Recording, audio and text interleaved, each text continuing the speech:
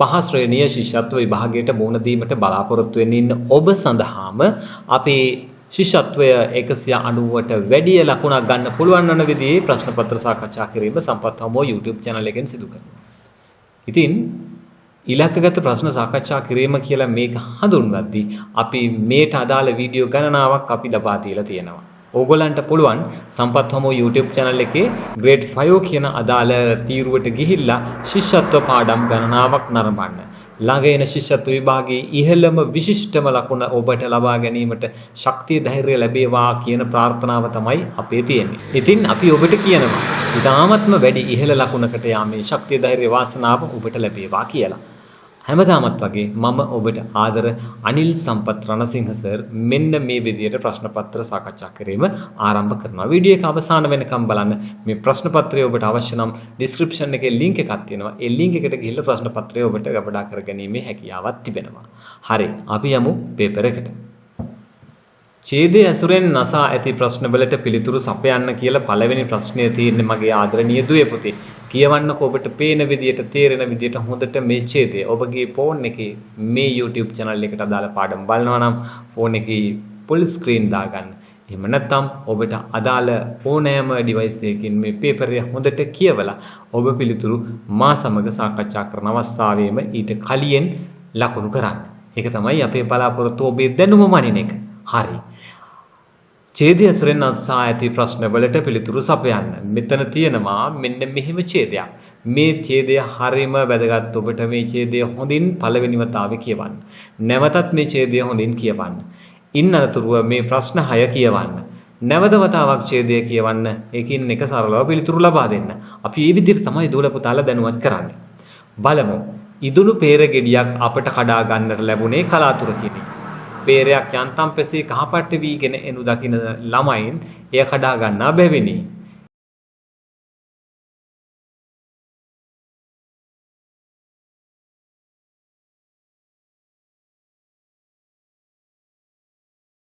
එහෙත් කොළයේම පාටින් වෙන් නොකළ හැකි අමු peer ගෙඩි ළමයින්ගේ ඇස්වලට අසු නොවී එක් කොළ අස්සේ සැඟවීම නිසා කහවට හුරු රතු පාට වනතෙක් ඉදුණු peer ගෙඩියක් සොයාගත් විට අප ප්‍රීති වූයේ මැණික් කරන මිනිසෙකු ලොකු රතු කැටයක් ලබාගත් විට ප්‍රීතිවන්නාක් මෙනි කියලා මෙන්න මේ ඡේදයේ ඔබට අදාළව ප්‍රශ්න 6 අහන්න යොදාගෙන තිබෙනවා. දුලපතාලා දන්නවා ප්‍රශ්න 6 සඳහා වචන 60කට පමණ සීමා වුණු පුංචි ඡේදයක් අහන්නේ. අලුතෙන්ම නිර්මාණය වුණු ඡේදයක් ඔබට අවබෝධ ප්‍රශ්නෙට එනවා ශිෂ්‍යත්ව විභාගයේදී. හොඳින් මුහුණ දෙන්න සූදානම් වෙන්න මෙන්න මේ විදියට. යාන්තම් පැසී කහපාට වීගෙන එන්නේ මොනවාද? මොනවාද පුතේ? යාන්තම් පැසී කහපාට වීගෙන එනු දකින්න ළමයින් මොනවද? peerයක්. peerයක් කියලා නිවැරදි පිළිතුර තියෙනවා නම් දූල පුතාලා නිවැරදි. මේ සඳහන් පිරිස ප්‍රීති වූයේ කෙසේද? මේ සඳහන් පිරිස ප්‍රීති වූයේ ඇයි? මොකටද ප්‍රීති වුනේ කියලා අහනවා. ඔව් දරුවෝ දන්නවා. ඇයි ප්‍රීති වුනේ? කහවට හුරු රතු පාට වනතෙක් ඉදුණු peerයක් සොයාගත් විට සෑහෙන ප්‍රීතිය වුණා ඒ ළමයි. මේ පිළිබඳව තමයි මෙහි සඳහන් වෙන්නේ. එක ළඟ පාපිලි දෙකක් යෙදුණු වචනයක් ලියන්න. පුතාලා දන්නවද එක ළඟ පාපිලි දෙකක් යෙදුණු වචනය? පාපිලි කිව්ව ගමන් ශබ්දය මොකක්ද? ඌ ශබ්දයට අදාළව අපිට ලියන්න පුළුවන්. එහෙනම් ඌ ශබ්දයට අදාළව තිබෙනවා මෙහි තෝරා ගන්නට ඡේදයට අදාළව ඉදුණු කියන වචනේත් තියෙනවා හුරු කියන වචනේත් තියෙනවා. මේ දෙකෙන් එකක් ඔබ නිවැරදිව සටහන් කරා නම් ඇත්තටම ඔබ නිවැරදි. ඔබට ලකුණක් හිමි වෙනවා. 4. මෙහි ඇති ද්‍රව්‍ය නාම පදයක් ලියන්න. ද්‍රව්‍ය නාම පදයක් මෙහි ද්‍රව්‍ය නාම නම් ගොඩක් තියෙනවා. නාම පද වර්ග 4 පුතාලට මතකනේ. ස්ථාන නාම, ද්‍රව්‍ය නාම, සත්ව නාම, පුද්ගල නාම. එතනින් ද්‍රව්‍ය නාමයක් පිළිබඳව සඳහන් වෙනවා. මොකද්ද ඔබ දකින්න ද්‍රව්‍ය නාමය?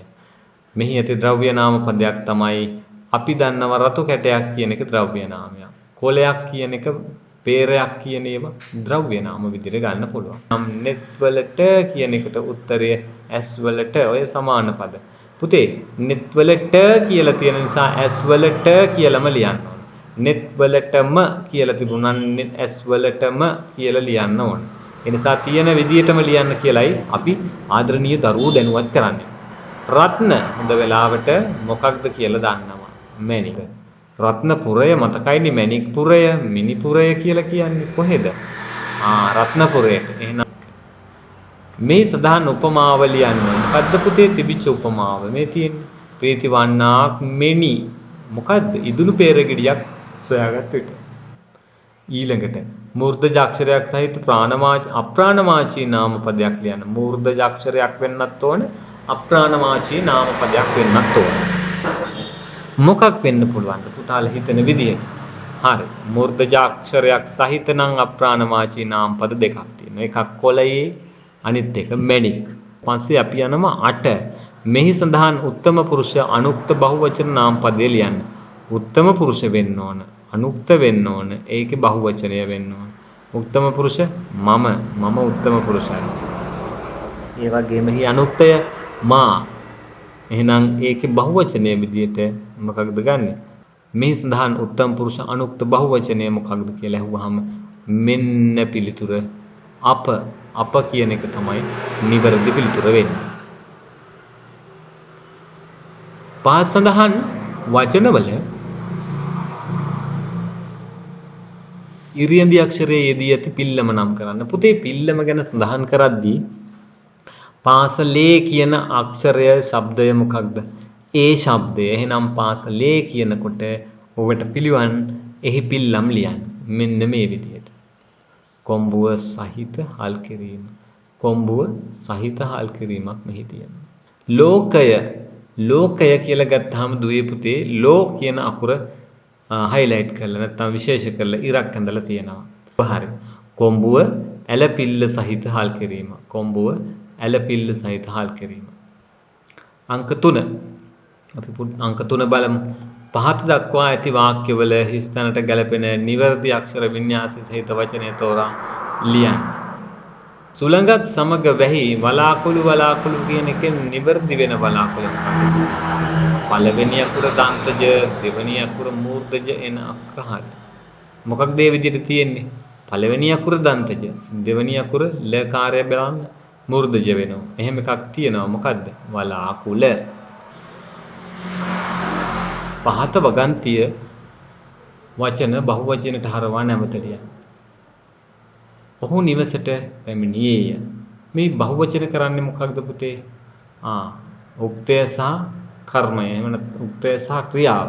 උක්ත පදය සහ ආඛ්‍යාත පදය කිව්වත් නිවැරදි. උක්තය සහ ආඛ්‍යාත පදය එහෙම නැත්නම් උක්තය සහ ක්‍රියාව දෙක බහුවචන කරන්න ඕනේ. බහුවචන කරනකොට හොඳට බලන්න. මේ බහුවචනය කරන වාක්‍යයේ ක්‍රියාපදය දැනට තියෙන්නේ මොන කාලෙන්ද? අතීත කාලෙන්ද අනතීත කාලෙන්ද? අනතීත කියන්නේ වර්තමානයේ අනාගතය කියලා ඕගොල්ලෝ හදාගන්න පුළුවන්. ඉතින් මේ අතීත කාලයට අදාළ එකක්ද ප්‍රශ්නය වර්තමානයේ නැත්නම් අනාගතයට යොමු කළ යුතු ප්‍රශ්නයක් විදිහටද තියෙන්නේ. බලමු කොහොමද තියෙන්නේ කියලා. ඔන්න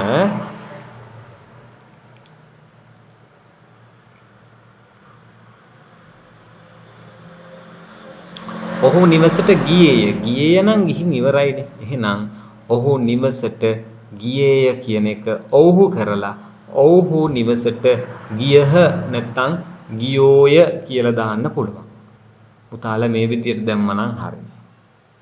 වවුලා රාත්‍රී කාලයේ ඉගිලෙයි. වවුලා ඉගිලෙන්නේ රාත්‍රී කාලයේ. එහෙනම් කොහොමද හදන්නේ? දූල පුතාලා මම දන්නවා වවුලෝ කියලා දාලා තියෙනවා. වැරදි. වවුලා කියන එකේ බහුවචනාර්ථය වවුලෝ නෙමෙයි. අපි ගන්නවා වවුල්ලු කියලා. වවුල්ලු. එහෙම කරලා තිබුණනම් ඔබ නිවැරදි. හරි. අපි යමු ඊගාවෙකට.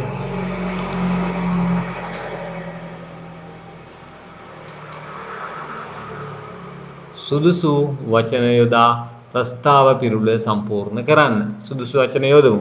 මොකද්ද? ආඩි 7 දෙනාගේ කැඳ හැලිය වගේ. පුතාලා බලා ගන්න ඕන කැඳ හැලිය කියලා ලියුවට ලකුණු ලැබෙන්නේ මේවා නිවැරදිව තියෙන්න ඕන. මොනවද? කැඳ කියන එකේ සංඥකද තියෙන්න ඕන. කැඳ. හරිද? ඊළඟට හැලිය කියන එකේ ල මූර්ධජ වෙන්න ඕන. හැලිය කියන එකේ ල මූර්ධජ වෙන්න ඕන. ඒක තමයි අපේ තියරය. ඔන්න ඔය විදිහට තියෙනවා නම් ඕගොල්ලෝ මේ ප්‍රශ්නෙට දාලා ලකුණු ලබා ගන්නවා. රජ්ජුරුවන්ගේ නඩු තීන්දුව වගේ කාගේද? කැකිල්ලේ රජුරුවන්ගේ නඩු තීන්දුව. මෙම වැකිය ලේඛන වහරට හරවා ලියන. ලේඛන වහර කියන්නේ පුතේ ලියන විදිය, ලියන භාෂාව, ලිඛිත භාෂාව. මේ තියෙන්නේ කතන භාෂාවෙන්, කතික භාෂාවෙන් කතා කරන විදියට. ළමයි පිට්ටනියට ගියා. කොහොමද එන්නවනේ? ගිහිල්ලා ඉවරයි අතීත කාල. ළමයි පිට්ටනියට ගියෝය දෙකම හරි. පහත දී ඇති වචන සඳහා යෙදෙන සිංහල වචනය නැවත ලියන්න. කොහොමද පුතේ මෙහි තියෙන්නේ? woodpecker ඔයගොල්ලෝ දන්න කෙනෙක්. කොට්ටෝරුවා. රේන්බෝ හැදෙන්නේ කොහොමද? රේන්බෝ කියන්නේ දේදුන්න ලස්සන දේදුන්නක් පායනවා බලන්න. ඊළඟට පහත දී ඇති ඉංග්‍රීසි වාක්‍යවල හිස්තැනට සුසු වචනය වරහන් තුලින් තෝරා යටින් ඉරක් හදින්න. යටින් ඉරක් ඇඳීමයි කර යුත්තේ. වරහන් තුලින් තෝරලා ලියන්න නම් එපා. ඉරක් හදින්න කිව්වොත් ඉරක් හදින්න. where is the classroom වෙන්නේ? where is the classroom? හරි. මේ විදියට ගත්තොතින් බලමු. I am reading a book. read a book වෙනවද? නෑ. reading a book එහෙමයි එන්නේ. පහත සඳහන් පින්තූර වලට ගැලපෙන දෙමළ වචනය සිංහල භාෂාවෙන් ලියන්නලු. මේ අඹ ගෙඩියට කියනවා මාම් පළම් කියලා. මාම් පළම්. පැන්සලට කියනවා පෙන්සිල් කියලා. පහත සඳහන් වාක්‍ය දෙමළ භාෂාවෙන් කියන ආකාරය සිංහල අකුරෙන් ලියන්න. බස් නැවතුම් පොළ. බස් නිලයම් එංගි. කොටුව තුළ ඇති සියලුම ඉලක්කම් භාවිත කොට සෑදිය හැකි කුඩාම සංඛ්‍යාවේ සංඛ්‍යානං. මේ සේරම අරගන්න බිඳුවත් එක්ක. නමුත් කුඩාම සංඛ්‍යා ටික ගනිද්දී බිඳුව නෙවෙයි අපිට ගන්න වෙන්නේ 3. 3 අරගෙන ඊට පස්සේ අගයක් නැති බිඳුව ඊට පස්සේ දානවා. පැහැදිලිද? එතකොට මේ වටිනාකමක් දෙන්නේ. හරි. එහෙනම් මෙහි කුඩාම සංඛ්‍යාව මොකද්ද කියලා බලමු. 30470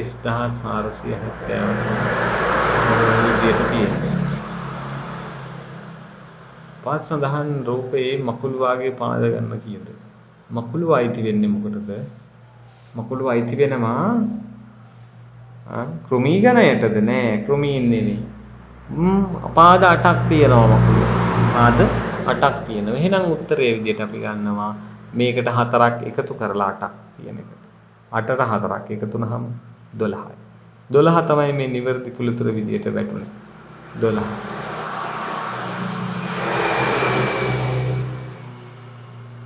මෙම රූපයේ පාට නොකල කොටස දශම සංඛ්‍යාවක් ලෙස ලියන්න. පාට නොකල කොටස, පාට කරලා නැති කොටස. ඔව් ඔය හරි. 0.4 කියන උත්තරේ හරි. 10න් 4ක් පාට කළා නෑ. 10න් 6ක් පාට කළා.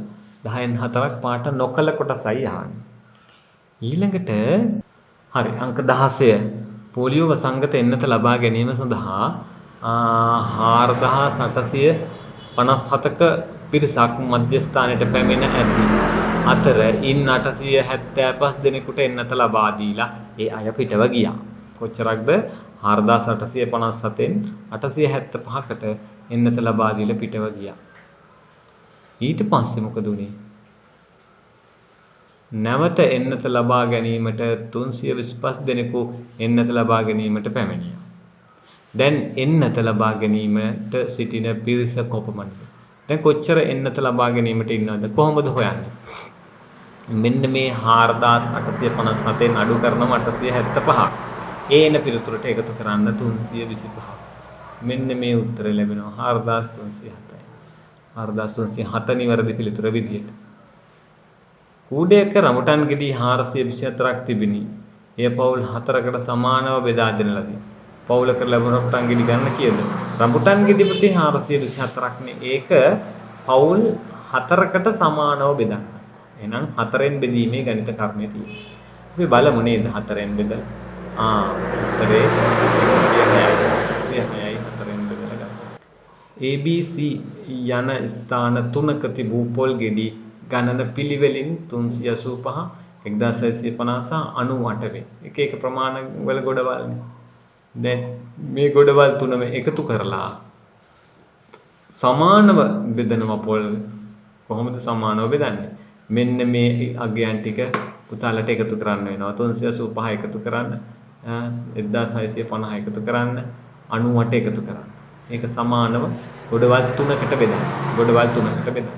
හරි සරල උත්තරයක් වෙන්නේ. 711යි පිළිතුර.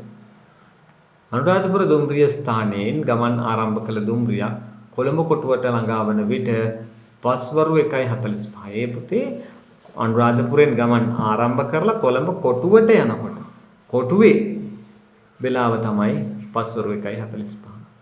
එහෙනම් පැයකුත් මිනිත්තු පැය 5ත් මිනිත්තු 30ක් පැය 5කුත් මිනිත්තු 30ක් මේ ගමනට ගත වෙලා තියෙනවා. පැය 5කුත් මිනිත්තු 30ක් ගෙවලා තමයි කොළඹට ඇවිත් තියෙන්නේ. එහෙනම් ඔබ කරන්න ඕන මොකද්ද? මෙන්න මේ අගය ඒ කියන්නේ 1:45 කියන අගය පෙරලා ගන්න පැය 24 ඔබවසුවට අදාළව. පැය 24 ඔබවසුවට අදාළව. ඊට පස්සේ මොකද වෙන්නේ? පැය 5යි මිනිත්තු 30ක් අඩු කරනවා. අඩු කරන්න. පිළිතුර විදියට ලැබෙනවා 8:15. පිළිතුර විදියට ලැබෙනවා 8:15. 8:15 පිළිතුර විදියට ලැබෙනවා. දැන් අහනවා අනුරාධපුරයෙන් පිටත් වූ ඒ දුම්රිය කොළඹ කොටුවට ළඟා වන විට වේලාව පැය 24 ඔබවන්ස් වෙන ලියන්න. එතකොට අපි හොයාගත්ත මුල්ම පිළිතුර තමයි එතෙන්ට යොදන්න වෙන්නේ. මේ දැක්වෙන්නේ ඇඟලුම් කර්මාන්ත ශාලාවක දිනකදී නිපද වූ ඇඟලුම් පිළිබඳ තොරතුරු ඇතුළත් ප්‍රස්ථාරයක්. වෘත්ත ප්‍රස්ථාරයක්නේ. එහි දිනකදී කමීස 300ක් නිපදවනවා. ඒ කියන්නේ මෙන්න මේ කොටස. හරිද? එතකොට ගවුම් රෙදි ප්‍රමාණය 4න් එකක්. ඒ කියන්නේ මේක 4ට බෙදුණු 4න් එකක්. කලිසම් රෙදි ප්‍රමාණය ඊට වැඩි ටී-ෂර්ට් ප්‍රමාණය අපි බලමු ඒ තරමමද කියලා. හරිද? දැන් දිනකදී නිපදවා ඇති කලිසම් ප්‍රමාණය කීයද කියලා අහද්දී අපිට වෙනවා මෙන්න මේ 300. මෙන්න මේ විදියට මේක සම්පූර්ණයෙන්ම මේ ඉරියා කරොතින් මෙන්න මේ රේඛාව මෙහාට සහ මෙතන රේඛාව මෙහිම පල්ලෙහාට මේ එක කොටසක් නැත්නම් 4න් එකක සංඛ්‍යාව ලැබෙනවා. එතනදී අපිට පිළිවන්කමක් තියෙනවා මෙන්න මේ 300යි 300යි දෙකක් එකතු වෙනකොට පුතේ 600ක ප්‍රමාණයක් මෙන්න මේ කොටසට ගන්න. හරිද? තලදුලට තේරුණාද කියලා මම මේ අහන්නේ. මම පොඩ්ඩක් පැහැදිලි කිරීම කරන්නම් මෙන්න මේ විදියට. මෙන්න මේ තියෙන ඉරෙන් නේද 4න් එක කියලා අපි වෙන් කරගත්තේ. මේ ඉර පල්ලෙහාට මෙහෙම ගේනවා. මේක මෙහෙම දික් කරනවා. දැන් මොකද උනේ මේක හරියටම 4ට බෙදුණා. මෙන්න එක කොටස මෙන්න එක කොටස මෙන්න එක මෙන්න එක. එතකොට පුතේ මෙතන 300 නම් මෙන්න මේ කොටසත් 300යි කියලා තමයි මම එකඟතාවයකට එන්නේ. එතකොට මේ මුළු කොටසම කීයද? 600යි. ඒක තමයි පුතාලට කියන්න තියෙන්නේ. හරිද? මේ කොටස 600 නම් 600ක් තියෙනම නම් මේ කොටසේ මෙන්න මෙතන තියෙන කොටසෙත් 600යි. පැහැදිලිද? මේ කොටසෙත් 600යි. මේ කොටසත් 600යි. මේ කොටසත් 600යි. 604ක්. මේ අන්තිම උත්තරේ අහනවා. 604ක් 2400යි. එතකොට මේ 600ක් මෙන්න මෙතන තියෙද්දි මෙන්න මෙතන තියෙන කුඩා කොටස 300යි. ඇයි අපි දන්නවා මේ දෙකට බෙදිලා. ඒක දෙකට බෙදිලා. එහෙනම් මෙතන 300යි මෙතන 600යි 900යි උත්තරේ විදියට ගන්නෙ 600යි උත්තරේ විදියට ගන්නෙ 900. මේක සම්පූර්ණ වටේ තියෙන කොටස ගත්තාම අපිට ගන්නට වෙන්නේ උත්තරය 604ක් 2400. පැයහා මිනිත්තු ආශ්‍රිත ගැටලු විසඳද්දී මෙන්න මේ මිනිත්තු තීරුව එකට එකතු කරන්න. එකට එකතු කළ මේ පාර්ශවයේ තියාගන්න පුළුවන් දරුවනේ තියාගන්න පුළුවන් කොච්චරද? ඔව් කොච්චරද ඔයාලා කියන කොච්චරද තියාගන්න පුළුවන්? තියාගන්න නම් පුළුවන් කොච්චරද? මෙන්න මේ ටිකේ තියාගන්න පුළුවන්. හරි. තියාගන්න පුළුවන් ගාන තමයි මම මේ කියන්න හදන්නේ. මිනිත්තු 59. මිනිත්තු 59. මිනිත්තු 59. හරිද? එතකොට මෙන්න මේ දෙකේ එකතුව 70 නම් මොකද කරන්නේ? මෙතන උපරිම තියන්න පුළුවන් 59 නිසා මෙතනින් 60ක් අඩු කරන්න. 60ක් කියන්නේ පැය එකක්. පැය එකක් අඩු කරන්නකො උත්තරේ කීයද? 10යි. 60ක් අඩු කරාම උත්තරේ 10යි. ඉතින් එකක් විදියට මෙහාට ගන්න. එකක් විදියට 5යි 4යි එකක් ගන්නවා කීයද? 9යි 1යි 10යි. 10. පිළිතුරු 10 විදියට ඔබට ආවනම් උත්තරේ ඔබ නිවැරදි. ලොකු භාජනයකට කුඩා භාජනයෙන් 5 වරක් ජලය දැමූ විට ලොකු භාජනයෙන් අඩක් පිරෙනවා. ලොකු භාජනයෙන් අඩක් පිරුණා. ලොකු භාජනයේ ධාරිතාව ලීටර් 15ක්. ලොකු භාජනයේ ධාරිතාව ලීටර් 15ක්. කුඩා භාජනයේ ධාරිතාව කොපමණද කියලා අහනවා. කීයද පුතාලා හිතන්නේ? මේක හදන්න ක්‍රමයක් තියෙනවා. හරිද? දැන් පුතේ ලොකු භාජනෙට කුඩා භාජනෙන් 5 වරක් දැමුවොත්නේ භාජනෙන් අඩක් පිරෙන්නේ භාගයක් පිරෙන්නේ. එහෙනම් සම්පූර්ණ පිරෙන නම් මේකෙන් 10ක් දාන්න ඕන. කුඩා භාජනෙන් 10ක් දාන්න. එහෙනම් 10ට බෙදුවා නම් හරි මෙන්න මේ ලීටර් 15. ලීටර් 15 10ට බෙදුවාම අපිට එන්නේ 1.5 ලීටර. ලීටර 1.5 කියන්නේ 1500යි. මෙන්න තව ක්‍රමයක්. දැන් මේ භාග එකක් පුරන්න භාගයක් කියන්නේ ලීටර් 15න් භාගෙනේ මිලිලීටර 7500. මිලිලීටර 7500 5ට බෙදුවාම පිළිතුරක් ලැබෙනවා 1500 කියලා. ඒ මිලිලීටර වලින් 1500 ලැබෙනවා. ලීටර් නම් 1.5යි නැත්නම් එකමාරයි. මිලිලීටර නම් 1500යි. ත්‍රිකෝණාශ්‍රාකාර ඉඩමක පැත්තක දිග සෙන්ටිමීටර 25යි. මෙන්න ඒ වගේ තුන් ගුණයක් ලොකුතේ මෙන්න මේ පැත්ත. තුන් ගුණයක් ලොකු ඉඩමේ දිග. එනම් 25 වා 3ක් 75 විදියට අපි මෙතන සටහන් කරගන්නවා. දැන් ඔයාලට මේකේ වටේ දිග හොයන්න පුළුවන් නේද? 25 50යි 75 150. දැන් මේකේ වටේ දිග කීයක් විදියට දාවේ? 200යි. 200යි මීටර් 200යි කියලා එක විදියට තියෙනවනේ මීටර් වල. සචිතුගේ උපන්දිනය සඳහා පන්තියේ ළමුන් 45 දෙනෙකුට අභ්‍යාස පොත් 5 බැගින් බෙදා දීමට සචිතු තීරණය කරන ලදී. ලබා දීමට ඔහුට අවශ්‍ය කරන මුළු අභ්‍යාස පොත් ගණන කීයද? වැඩි කරන්න ඕන 45 5න් ගුණ කරන්න. උත්තරය 225යි. උත්තරය 225යි. මෙන්න පුතේ මෙහි දැක්වෙන ලීපටිය දෙකලවර දිරා ගොස් තියෙනවා. A කියන තැන සහ B කියන තැනින් ඉවත් කරනවා. මෙන්න මේ තැන් දෙකෙන් ඉවත් කරනවා. හරිද? ඉතුරු වන ලීපටියෙහි දිග තිත්තිර මත ලියන්නලු. මෙන්න මෙතන ලියන්නලු සෙන්ටිමීටර වලින්. ඔයගොල්ලන්ට පේනවද මෙතන තියෙනවා සෙන්ටිමීටර 5 තීරු. මෙතන තියෙනවා සෙන්ටිමීටර 23ක්. එහෙනම් මේ සෙන්ටිමීටර 23න් සෙන්ටිමීටර 5ක් අඩු කරා නම් මෙන්න මේක තමයි මෙන්න මේ මැද තියෙන පරතරය තමයි ලී කුට්ටිය අපිට අවශ්‍ය වෙන්නේ. ඉතුරු වන ප්‍රමාණය. ඒ පුතේ සෙන්ටිමීටර 18. සෙන්ටිමීටර 18. පැන්සල් 4ක මිල රුපියල් 100යි. එහෙනම් එකක මිල කීයද? මෙන්න මේ විදිහට හොයන්නේ. මේ 4ක මිල රුපියල් 100යි. 3ක මිල මකන 3ක රුපියල් 20. සර්. මකන 3ක රුපියල් 21යි. පොත් 5ක රුපියල් 525යි. දැන් මොකද කරන්න ඕන? මේ තියෙන අගයන් එක බැගින් ගන්න නම් පැන්සල් එකක් කීයද එහෙනම්? රුපියල් 25යි. 4ෙන් බෙදනවා 100. 100 රුපියල් 100 කියන එක 4ට බෙදනවා. රුපියල් 21 3ට බෙදුනහම නම් රුපියල් 7යි. ඒ කියන්නේ මකනයක් රුපියල් 7යි. රුපියල් 525 5ට බෙදුනා කියන්නේ රුපියල් 105යි පොතක්. 105යි.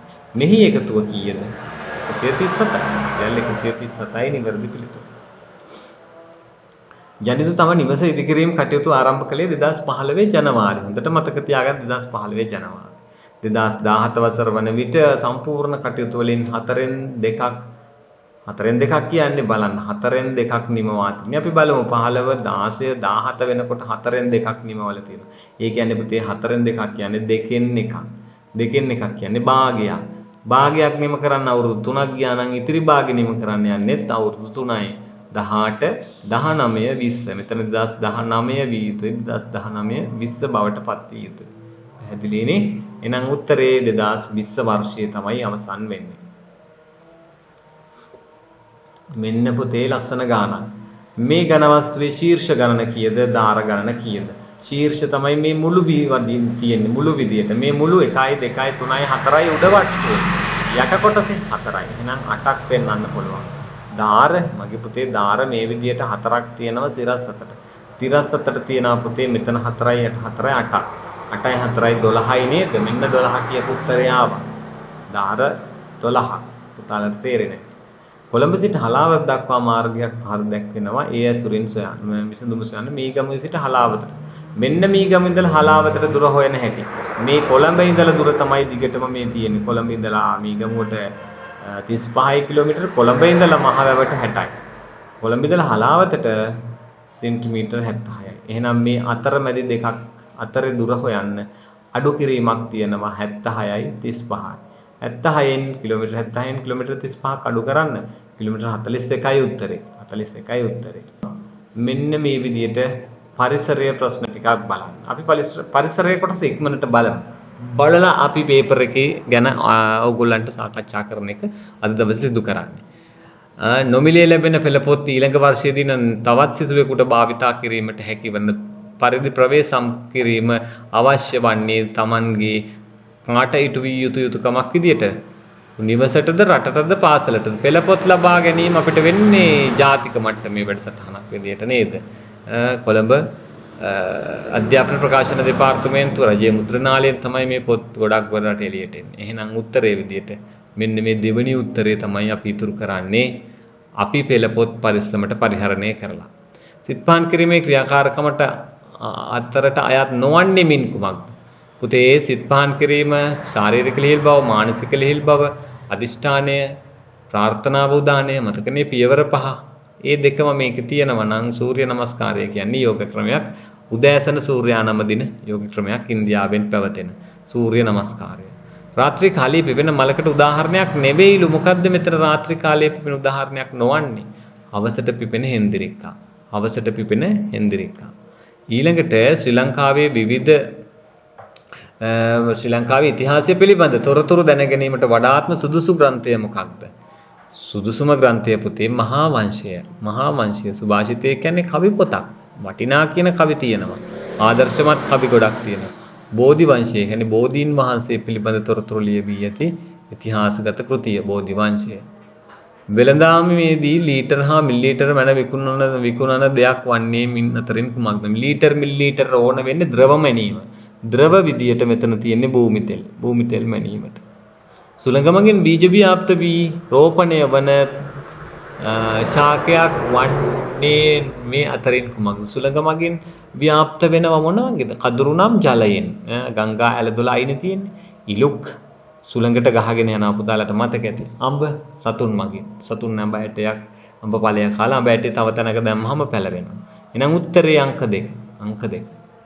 පොදු ප්‍රවාහන ආයතනයක් සඳහා වෙන්කොට ඇති පිරිස පමණක් මේ නම් තියෙන අයගෙන් කවුද? පූජ්‍ය පක්ෂයට රණවිරුවන්ට ආබාධිතින්ට පොදු ප්‍රවාහන සේවයේ ආසන වෙන් කරලා තියෙනවද? රණවිරුවන්ට නැහැ. ගැබිනි මාතාවන්ට ආබාධිතින්ට පූජ්‍ය පක්ෂයට. අන්න උත්තරේ විදියට අපි ගත්තා. මොකද තුන්වෙනි පිළිතුරේ තියෙන ලදරුවන්ට සීට් වෙන් කරලා නැහැ. අපිට ඒක ගන්න බෑ.